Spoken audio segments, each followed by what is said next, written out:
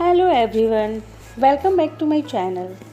आज हम आपको इतनी आसान विधि से मूली ग्रो करना सिखाएंगे कि आपके सारे शीट्स 100% ग्रो होंगे, एक भी शीट बर्बाद नहीं होगा।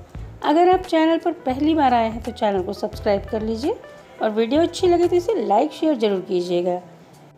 कुछ लोग ऐसा सोचते हैं कि गमले में एक बार सब्जी हो जाए तो दोबारा उसमें अच्छी से ग्रोथ नहीं होती है, लेकिन यह एकदम गलत है। अगर आप सॉइल बहुत अच्छे तरीके से तैयार करेंगे तो आप दोबारा भी इसमें सब्जी ग्रो कर सकते हैं।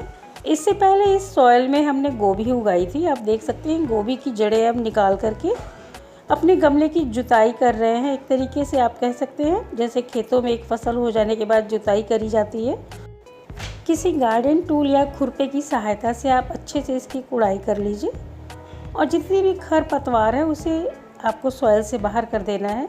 सूखे पत्ते आप छोड़ दीजिए क्योंकि ये बहुत अच्छा कंपोस्ट का काम करते हैं। ये डीकम्पोज बड़ी आसानी से हो जाते हैं। आपको सारे बड़े बड़े मिट्टी के पार्ट्स जो है उन्हें तोड़ देने हैं। अब हम लेंगे पूरी तरीके से डीकम्पोज गोबर की खाद। ये मेरा 30 इंच का पॉट है, इसलिए हम इसमें 1 किलो गोबर की खाद मिलाएंगे। ये पूरी तरीके से डीकम्पोज होनी चाहिए।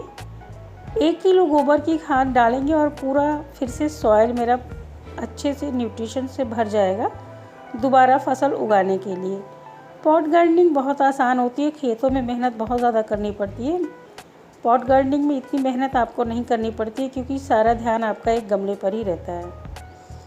अब अच्छे से जो है खाद और मिट्टी को एक दूसरे से मिक्स कर लेना है इस तरीके से, ताकि पूरी मिट्टी में जो हमने कंपोस्ट मिलाई अच्छे से मिक्स हो जाए। अब थोड़ी सी सॉइल हमें अलग कर लेनी है, बाद में इस सॉइल का काम है। हम आपको बताएंगे कि ये जो मिट्टी निकाली गई है थोड़ी सी, इसका क्या प्रयोग करना है। अब एक बड़ा सा पत्ता रख देंगे और उस पर पानी डालेंगे। सॉइल में हमें अच्छे से पानी डाल देना है। पत्ते का प्रयोग इसलिए कर रहे हैं ताकि सॉइल में छेद ना हो जाए, एक जगह गड्ढा ना हो जाए पानी डालने से। अब 1-2 घंटे के लिए छोड़ देंगे। अब इस तरीके से देखिए पानी पूरी तरीके से एब्जॉर्ब हो गया और नमी भी बरकरार है। हमें एक छोटी सी लकड़ी लेनी है, अगर नहीं है तो पेन या पेंसिल की सहायता से पूरे पॉट में होल बना देना है 2-2 इंच की दूरी पर। इस तरीके से पूरे पॉट में होल बना लेने के बाद हम हर होल में सारे छेद में एक शीट्स डालेंगे। अगर किसी छेद में 2 शीट्स चले जाते हैं तो कोई दिक्कत नहीं है, बाद में आप उसे निकालकर पत्तों का भी इस्तेमाल कर सकते हैं, क्योंकि मूली के पत्तों की भी सब्जियां बनाई जाती हैं।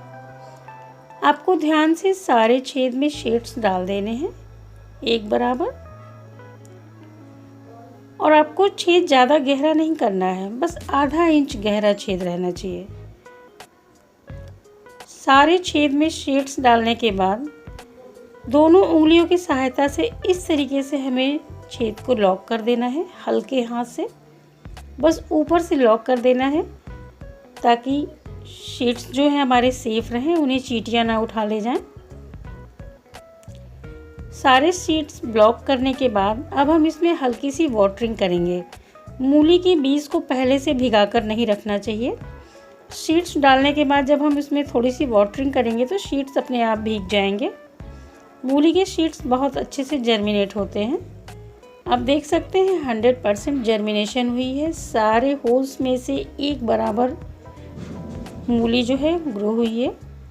अब हमने जो थोड़ी सी सॉइल अलग करी थी उस सॉइल का इस्तेमाल करने का टाइम आ गया है।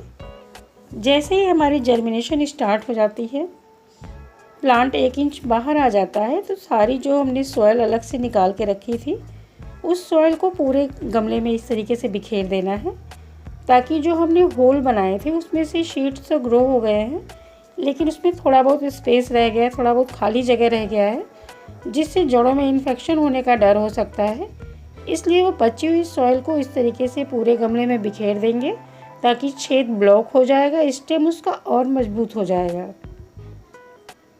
इस तरीके से बहुत अच्छी मूली ग्रो होगी। सारी शीट्स एकदम सुरक्षित रहेंगी क्योंकि जर्मिनेट तो वो हो ही चुके हैं। इस तरीके से पूरे गमले में एक बराबर मिट्टी को बिखेर देना है और हल्की फुल्की वाटरिंग करते रहना है। मूली के प्लांट में पर डे आपको वाटरिंग मॉर्निंग में करनी है। सुबह एक बार पानी दीजिए, काफ़ी है, लेकिन गर्मियाँ बहुत है तो आप दोनों टाइम भी थोड़ी थोड़ी वाटरिंग कर सकते हैं। ये 10 दिन के बाद की अपडेट है। आप देख सकते हैं सारे प्लांट कैसे बड़े हो गए हैं। वीडियो अच्छी लगे तो इसे लाइक शेयर कीजिए और कमेंट करके बताइएगा ज़रूर कि जर्मिनेशन का ये तरीका आपको कैसा लगा। और हाँ, चैनल को सब्सक्राइब करना मत भूलिएगा। Thanks for watching.